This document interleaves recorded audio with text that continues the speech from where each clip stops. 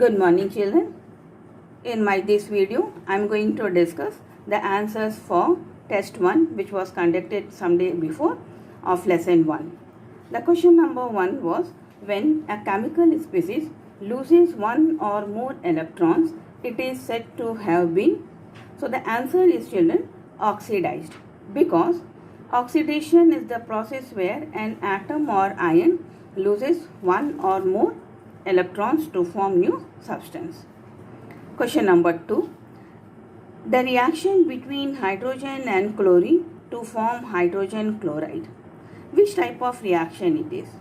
Children, you can see here hydrogen is an element, chlorine is also an element. They combine chemically to form hydrogen chloride, and the product form is 1 in number, and hence the reaction is combination reaction where two elements combine chemically to form one new product.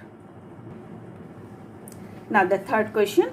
The equations are balanced to satisfy one of the following laws in a chemical reactions. Children, if you go through my video, very well I explained there.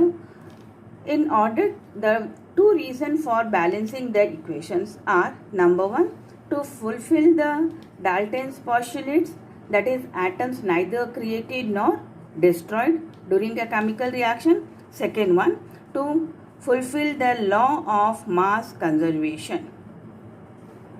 What is law of mass conservation? Let us recall. According to law of mass conservation, the total mass of the reactant is exactly equal to the mass of the product form. In this equation, you can see here, children, in the first, hydrogen combined with oxygen to form water.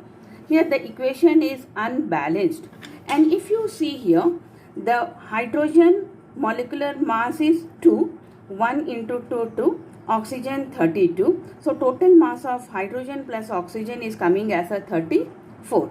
Whereas in the product, 2 for hydrogen, one atom is 1U, 2 atoms, so 2U plus 1 atom of oxygen, 16U. So 2 plus 16, 18 gram, or sorry, 18U. So here it is 34U and here it is 18U. The equation is correct, but since it is unbalanced, the mass of the reactant is not equal to the mass of the product form. So as soon as you balance the equation, 2H2 plus O2 to form twice H2O. Now you can see for 2 molecules of hydrogen, the mass is 4U, whereas oxygen mass is remain same, that is 32U, and 32 plus 4, 36. Now 2H2O for 1 mole of water already we have taken out, that is 18 into 2 gives you 36. Now you can see the mass of the reactant is exactly equal to the mass of the product form, and hence we can see equation has to be balanced in order to satisfy the mass of conservation. I hope all of you understood it now very well. Now question number 4. What will you add to a solution of lead nitrate so as to obtain a yellow precipitate? Now in order to answer for this question, you recall the double displacement reaction. Here lead nitrate which is white in color, combined with what to form yellow precipitate of lead iodide along with the product form KNO3. So here potassium and I, if you combine these two, you will get the compound that is potassium iodide, and hence we can say lead nitrate when reacts with potassium iodide, it will form yellow precipitate of lead iodide and gives potassium nitrate, and potassium nitrate remain in the solution, and hence your answer will be option A, that is potassium iodide. Question number 5. Which of the following is not an endothermic reaction? Here you can see, children, calcium carbonate. Calcium carbonate absorbs heat, then only it decomposes to give calcium oxide and carbon dioxide, and hence absorption of heat taking place, endothermic. Second, water, it is electrolytic decomposition. First one is a thermal decomposition. Second one is electrolytic decomposition. When passed electric current, it dissociates to hydrogen and oxygen, and hence it is an endothermic. Here, zinc react with hydrochloric acid. During this process, a little amount of heat is liberated, and because of heat liberated during the process, the reaction is known as exothermic. Now last one, combination reaction between nitrogen and oxygen to form nitrogen monoxide. Here the reaction is endothermic.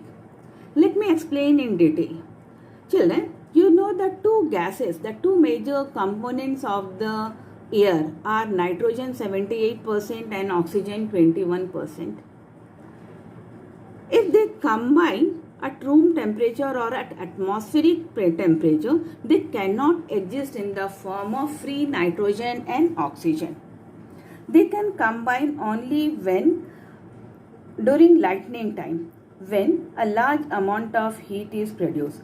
That means during lightning time, nitrogen absorb heat and combine chemically with oxygen to form nitrogen monoxide, and hence the reaction is known as endothermic because heat is being absorbed during the process. So among the four, the option C is the correct answer, which is an exothermic reaction. Now question number 6. The metal which is not able to displace copper from copper sulfate solution. For this answer, children, just you recall or go through the reactivity series of metals. You can find silver is placed below copper in the reactivity series, whereas rest of the metals are above copper in the reactivity series. And the metal which is low reactive than the higher other metals, no displacement takes place, and hence silver cannot displace copper from copper sulfate solution. That means option C is your correct answer. Question number 7. A substance added to a food containing fats and oil is called antioxidant. First of all, you should know why we add some substance to the food containing fats and oil. To prevent it from rancidity, and hence the substance is known as antioxidant because rancidity is occurred due to the aerial oxidation, and in order to prevent the oxidation of the food containing fats and oil, we add some antioxidants. Now in the next equation, hydrogen sulfide plus iodine to form hydrogen iodide and sulfur. You can see, children, here iodine converted to hydrogen iodide by the addition of hydrogen, and addition of hydrogen is called reduction. That means iodine is getting reduced, and what we have learned for oxidizing agent, the substance which gets oxidized is called reducing agent, and the substance which gets reduced is called oxidizing agent, and hence in the equation iodine is getting reduced, and hence it is called as a oxidizing agent. So your option A is the correct option. Now question number 9. The mole ratio of hydrogen and oxygen gases liberated during electrolysis of water is. Children, you know water H2O, it is made up of two atoms of hydrogen and one atom of oxygen.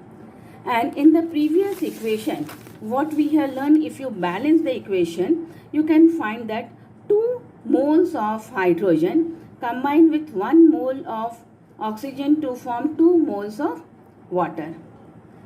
Or if you go for reverse, water dissociate to form hydrogen and oxygen.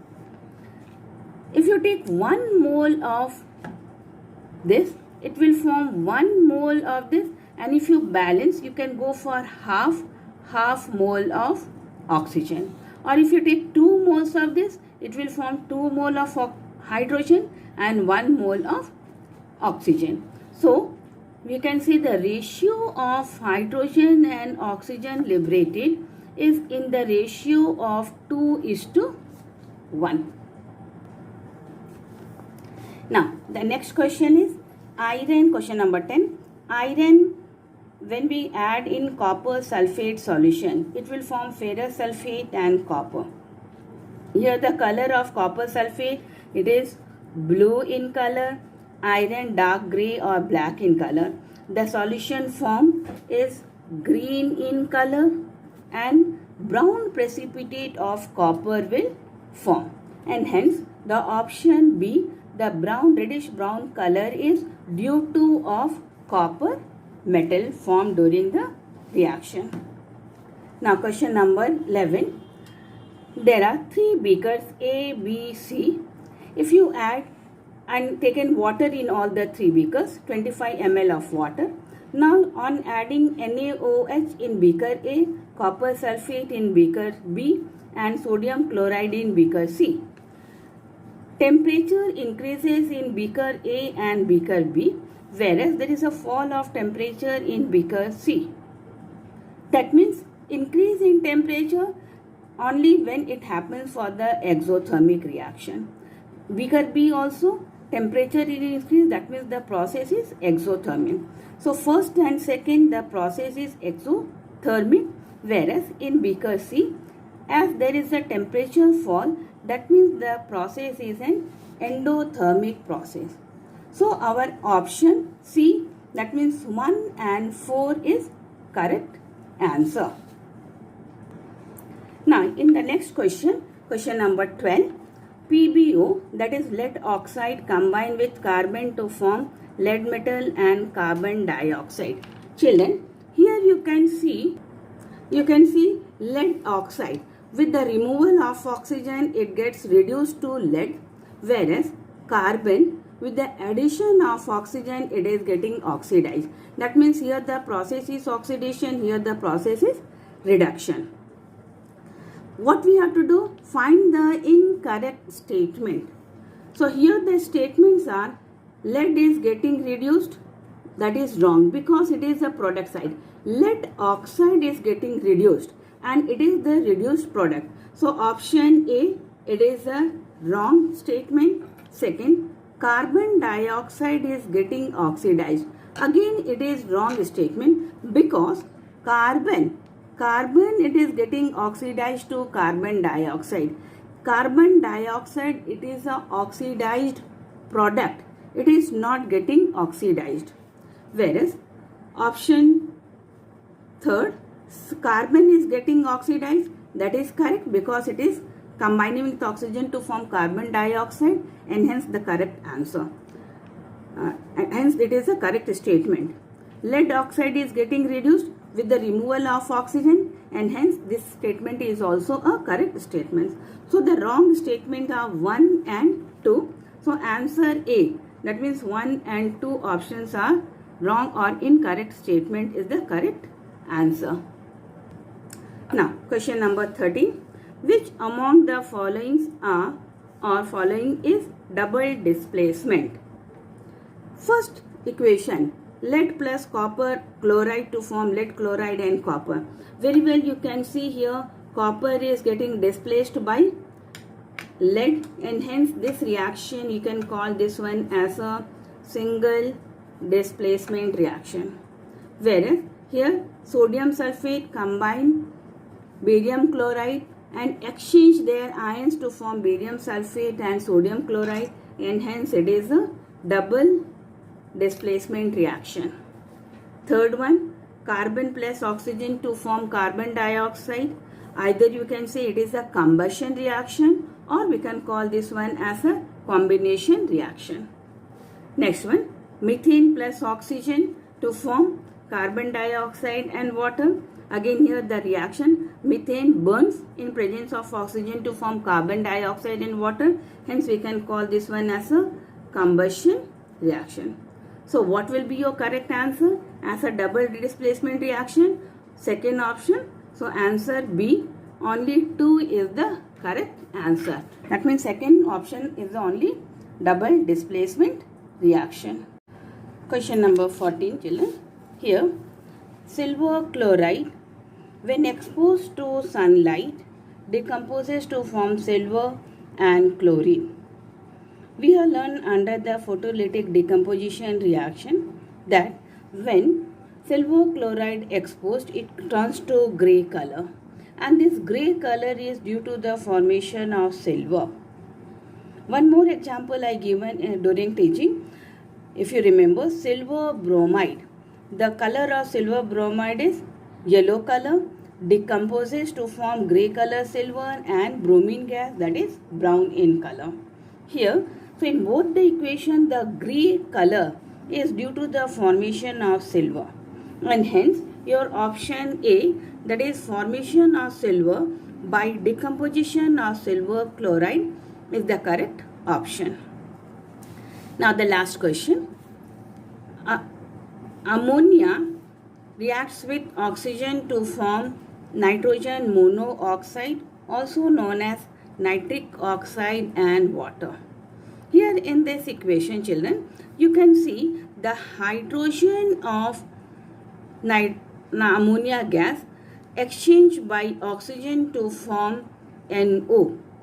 That means we can call this one as a displacement reaction because one element is displaced by other. Second one, combustion. Ammonia gas burns in presence of oxygen to form nitric oxide, and hence we can call this one as a combustion reaction as well. In WhatsApp group, some children ask me the question, why it is combustion? And they have doubt that combustion reaction always leads with the formation of carbon dioxide.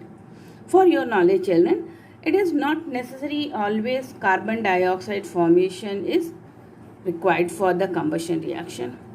Now next, redox reaction. Here you can see that oxygen combined with hydrogen to form water. That means oxygen is getting reduced and nitrogen combined with oxygen, and hence oxidation of this is taking place, and hence we can call this one as a redox reaction as well. So the option C, that is 1, 2 and 3, all the 3 are correct option. Now children, I hope all of you understood all the 15 questions what I discussed just now. Dear children, just after finishing my lesson 2, I will conduct another test, that is class test 2. Please prepare for that.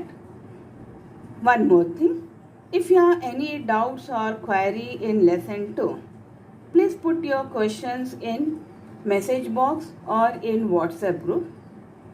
I will discuss all the answers collectively after teaching lesson 2. That means at the end of my lesson 2 video, I will discuss all the questions, or I can say I can clear all of your doubts in the last video of lesson 2. Please prepare well for your second class test exam. In that class test, I am going to put some question based on assertion and reason as well. Thank you.